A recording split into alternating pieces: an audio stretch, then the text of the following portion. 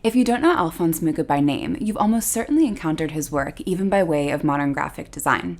The Czech artist who lived from 1860 to 1939 played a pivotal role in the establishment of Art Nouveau, a late 19th, early 20th century attempt to marry decorative art and practical design, to coincide with the opening of a rare Mucha exhibition at Poster House, a brand new Manhattan space and the first museum in the United States dedicated exclusively to posters. This is the perfect time to acquaint yourself with the life and work of this seminal artist. This is Several Circles.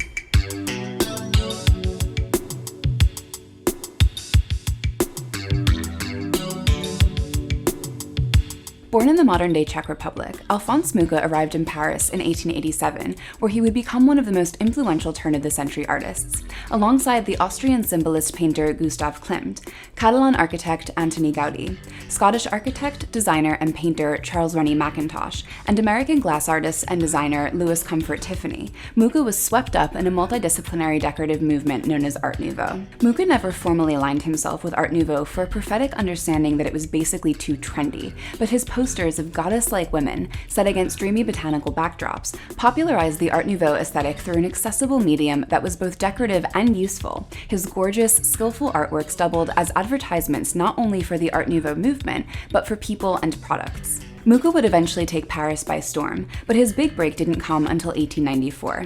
Having grown up during a time when the ruling Habsburg Empire was practically strangling the traditions of its Czech territory, Mucha saw art as a golden opportunity to promote and revive Czech culture from an early age. But his planned trajectory was derailed following his rejection from the Academy of Fine Arts in Prague, and instead he found himself struggling to make ends meet as an apprentice painter. He eventually found patronage, which provided him with the means to afford proper artistic training. He moved to Paris in the late 1880s, where he was working as an illustrator for book and magazine publishers, when a beloved actress by the name of Sarah Bernhardt completely changed the course of his career. Bernhardt was to star in a Greek play, and she approached Mucha to design a last-minute promotional poster for her upcoming performance. He agreed to the commission and rendered an exquisite likeness of Bernhardt on stage, standing tall in a magnificent embroidered robe.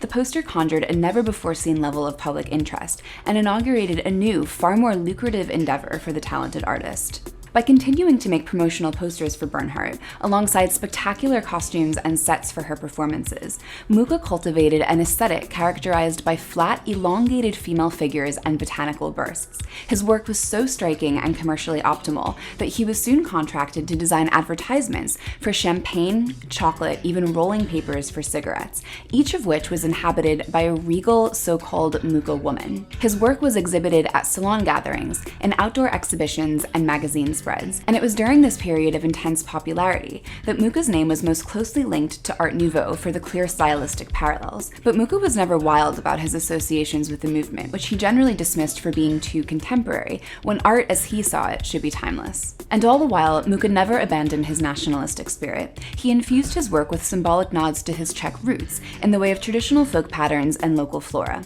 In 1899, Mucha began ideating his magnum opus, a series of paintings depicting the history of the Slavic people. Between 1904 and 1909, Mucha traveled back and forth to the US in search of financial support for his monumental project. Mucha toiled over what would eventually become known as the Slav Epic, a series of 20 imposing canvases, each portraying watershed events in Slavic history from the ancient to the modern day. In 1928, he presented and gifted the series to the city of Prague on the 10th anniversary of Czech independence. Just over a decade later, Czechoslovakia was invaded by the Nazis, and Mucha, a high-profile nationalist and known Freemason, was arrested and interrogated. He was released in poor physical and emotional health, and he died only months later in 1939. On view at Poster House until October 6, 2019, Alphonse Mucha, Art Nouveau, Nouvelle Femme, is the first exhibition of Mucha's work in New York City since 1923.